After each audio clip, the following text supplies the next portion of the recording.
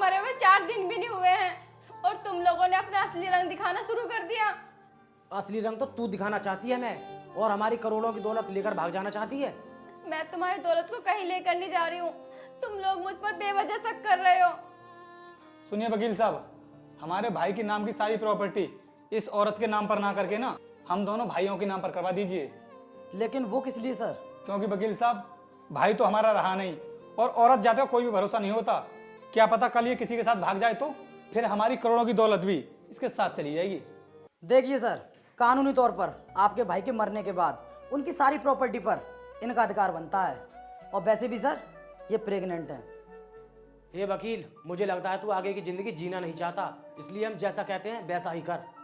ठीक है सर, आप गन नीचे कीजिए, आप जैसा कहोगे ना मैं वैसा ही करूँगा। और सुन, हमारे साथ कोई कानूनी खेल खेलने की गलती भी मत करना। अब जाओ यहाँ से और डॉक्यूमेंट्स रेडी कराओ जल्दी से। ठीक है सर, मैं जाता हूँ।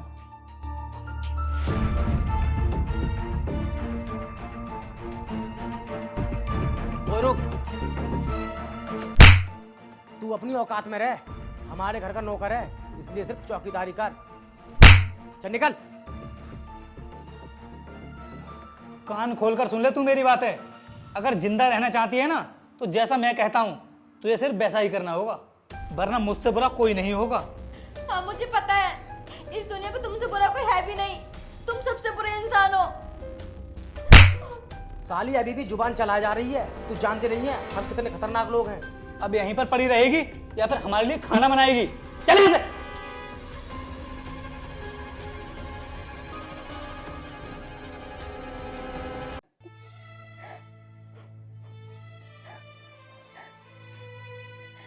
देख लिया आपने अपने सगे भाइयों की हरकत, आप मुझे छोड़कर क्यों चले गए? आपने मेरे बारे में एक बार भी नहीं सोचा कि आपके जाने के बाद मेरा क्या होगा, कैसे जीऊंगी मैं? मालकिन रोइए मत, ये लीजिए खाना खा लीजिए। मनोहर, तुम खाना यहीं रख दो, अभी मुझे भूख नहीं है, जब मुझे भूख होगी तो मैं खा लूंगी। मालकिन तुम हर रोज ऐसे ही खाना रखवा देती हो लेकिन खाती नहीं हो, ऐसे तो आपकी तबीयत बिगड़ जाएगी। मनोहर, अब मेरी जीने की इच्छा नहीं रही, वो तो चले गए और मुझे इन जालिमों के बीच में छोड़ गए। मालकिन ये तो कुछ भी नहीं है, सहन करना सीखो, अभी तो आपको इनसे भी बुरे दिन देखने हैं, क्योंकि ये बहुत ही बुरे लोग हैं। मनोहर, चाहे ये कितने ही बुरे लोग हैं, लेकिन मैं इनसे अपने हक के लिए जरूर लड़ूंगी, चाहे इसके लिए मुझे कुछ भी करना पड़े। मालकिन मुझे आपको एक राज की बात बतानी है। क्यों बे, 2 कौड़ी के गरीब नौकर, तू यहाँ क्या कर रहा है? बाहर आ चल। साहब, मैं मालकिन को खाना देने आया था। क्यों रे, तुझे बहुत चिंता हो रही है इसको खाना खिलाने की? इसके खाने के चक्कर में तेरा खाना छूट जाएगा। चल अब निकल यहाँ से, जाकर काम देख। और सुन, वकील ने डॉक्यूमेंट्स रेडी कर लिए हैं, कल उन पर साइन कर देना। फिर साइन करने के बाद तेरा इस घर में कुछ भी नहीं बचेगा और उसके बाद इस घर से चुपचाप निकल जाना। मेरे पति की जो संपत्ति है उस पर मेरा भी तो हक है। अच्छा सुन, तू उस संपत्ति को दहेज में लेकर नहीं आई थी जो उस पर अपना अधिकार जमा रही है।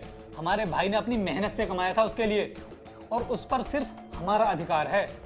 मेरे साथ ऐसा मत करो, मुझसे मेरा अधिकार मत छीनो। कम से कम मेरे बारे में नहीं तो मेरे बच्चे के बारे में तो सोचो। मेरे पति की इतनी प्रॉपर्टी होते हुए भी मुझे भीख मांगनी पड़ेगी, लोग मुझे क्या कहेंगे? तेरी यहाँ पर कोई प्रॉपर्टी नहीं है। जब हमारा भाई खत्म हो गया तो तेरा इस घर में कोई काम नहीं है। देखिए, मेरे पति का आधा हिस्सा ही दे दीजिए, फिर मैं यहाँ से चली जाऊंगी। तुझे एक बार का समझ में नहीं आता? तेरा यहाँ कुछ नहीं है तो मतलब कुछ नहीं है। अब खड़ी खड़ी हमारी शक्ल देख रही है, घर में जा रही है।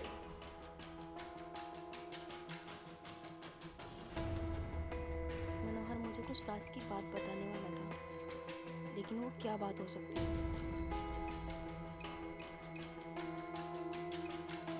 भाभी जी, मैं आपकी हेल्प तो करना चाहता हूँ लेकिन कर नहीं पाता हूँ। अगर मैंने आपकी हेल्प करने की कोशिश की ना तो वो लोग मुझे मार देंगे। आखिर प्रॉब्लम कहाँ आ रही है वकील साहब? भाभी जी, मैं जानता हूँ आपके पति के मरने के बाद सारी प्रॉपर्टी आपकी हुई और आप अपनी मर्जी से उस प्रॉपर्टी को बेच भी सकती हो और किसी कारणवश अगर आपकी मौत हो जाती है तो आपकी जितनी भी प्रॉपर्टी है वो वृद्धा आश्रम को दान दे दी जाएगी। इसका मतलब साइन करने के बाद मेरे जिंदा रहने की कोई गारंटी नहीं है। हाँ भाभी जी, ठीक कहा आपने। अगर आपने उन डॉक्यूमेंट्स पर साइन कर दिए तो वो सारी प्रॉपर्टी उनकी हो जाएगी। उसके बाद या तो वो तुम्हें मार देंगे या फिर तुम्हें भीख मांगने पर मजबूर कर देंगे। वकील साहब, एक औरत इतनी भी कायर नहीं होती कि कोई उस पर जुल्म करता रहे और वो सहती रहे। मैम साहब, मैं आपसे कुछ कहना चाहता हूँ। हाँ मनोहर, तुम मुझे कल भी कुछ बताना चाहते थे, बोलो क्या बात है। मैम साहब, बड़े साहब ने सुसाइड नहीं किया था, बल्कि उन्हें मारा गया था। क्या? ये क्या बोल रहे हो तुम? उनको मारा गया था? लेकिन किसने मारा उनको? उनके ही दोनों भाइयों ने। और ये बात मैं आपको पहले ही बताना चाहता था, लेकिन डर की वजह से बता नहीं पाया। वकील साहब, अब मेरी सहन करने की क्षमता खत्म हो गई है। अगर मुझे इस घर से जाना ही है तो मैं आज ही बिना साइन करे निकल जाती हूँ यहाँ से। भाभी जी, बहुत ही अच्छा निर्णय लिया है आपने, आप ऐसा ही कीजिए। वकील साहब, मैं अपने पति के नाम की सारी प्रॉपर्टी को उनके हाथ नहीं लगने दूंगी, चाहे वो प्रॉपर्टी मुझे अनाथ आश्रम में दान क्यों न देनी पड़े। भाभी जी, वो लोग आने वाले ही होंगे, आप एक काम कीजिए, जल्दी से निकल जाइए। लेकिन मैं जाकर रुकूंगी कहाँ? मालकिन, आप मेरे साथ चलिए।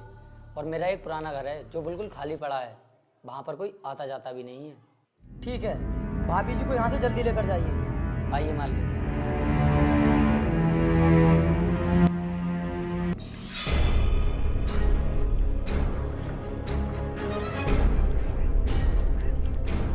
सुनिए भैया, वो विधवा औरत और वो नौकर घर छोड़कर भाग गए।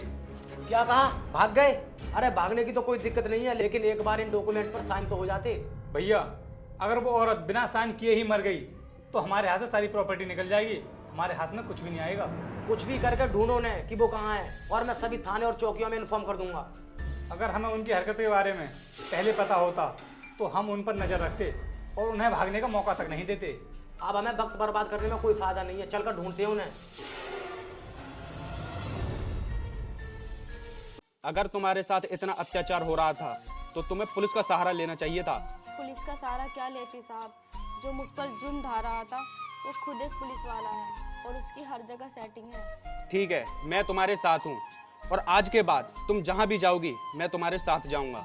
धन्यवाद साहब, इसीलिए तो मैं इन्हें आपके पास लाया हूँ। मैं भी तुम्हारी तरह जुल्मों का शिकार हुआ था और मुझे मजबूरी में ये रास्ता अपनाना पड़ा। साहब, मैं भी आपकी तरह गैंगस्टर बनना चाहती हूँ और अपने पति के हत्यारों को अपने हाथों से मारना चाहती हूँ। भैया, उसको घर से भागे हुए पूरा 1 महीना हो गया है और मुझे तो लगता है कि उसने कहीं सुसाइड कर लिया होगा। अरे वो तो जिंदा ही होगी, वैसे भी उसके पास किस चीज़ की कमी है, सारी प्रॉपर्टी की मालकिन है वो। लेकिन अब हम उन्हें ढूंढे कहाँ, ढूंढ ढूंढ कर थक गए हैं हम लोग। और भैया, वो देखो, ये तो हमारा नौकर है, तो यहाँ पर क्या कर रहा है? आओ पकड़ते हैं इसको। रुक, कहाँ भाग रहा है? बोल, वो विधवा औरत कहाँ है? वरना तुझ पर फर्जी केस लगाकर अंदर डाल दूंगा, जिंदगी भर जमानत को तरस जाएगा तू। बताता हूँ साहब, बताता हूँ। मालकिन अभी मंदिर गई हैं। भैया, अब देर क्यों कर रहे हो? जल्दी से मंदिर निकलते हैं।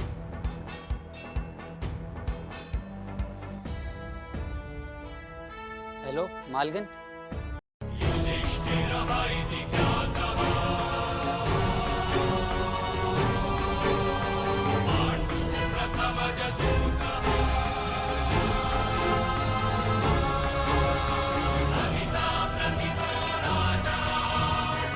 हमसे बचकर कहाँ जाएगी तू, और आखिर कब तक भागेगी? बहुत बड़ी गलती कर रहे हो तुम लोग, मैं वो नहीं हूँ जो तुम समझ रहे हो। अच्छा, वैसे कौन है तू और हमें देखकर नाटक कर रही है? अब तू सीधी तरह हमारे साथ चल और उन डॉक्यूमेंट्स पर साइन कर दे, फिर कहीं भी जाकर मरना, हमें तुझसे कोई मतलब नहीं है। तुम्हें क्या लगता है कि मुझसे साइन कराना इतना आसान है? अब तू चलती है या फिर नहीं? नहीं जाऊंगी तुम्हारे साथ, बोलो क्या कर लोगे तुम लोग? भाई, ये इस तरह हमारे साथ नहीं जाएगी, इसको ना अपने तरीके से ही ले जाना पड़ेगा। अरे ये क्या, इसके पास गन? मैंने तुमसे पहले ही कहा था कि अब मैं वो नहीं जो तुम समझ रहे हो। अब मैं एक खतरनाक गैंगस्टर हूँ और मुझसे टकराना हर किसी के बस की बात नहीं। देख, चुपचाप ये पिस्टल नीचे डाल दे, वरना तेरे लिए अच्छा नहीं होगा। अब ओए पागल लड़की, ये क्या कर दिया तूने? पागल हो गई है क्या?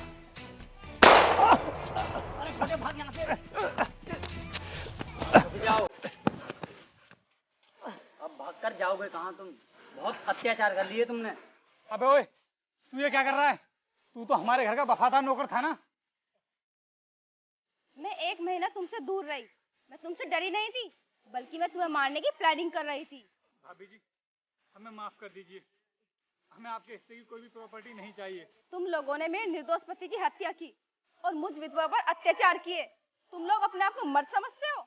अब औरत पहले जैसी नहीं रही, वो अपने हक के लिए खुद लड़ सकती है।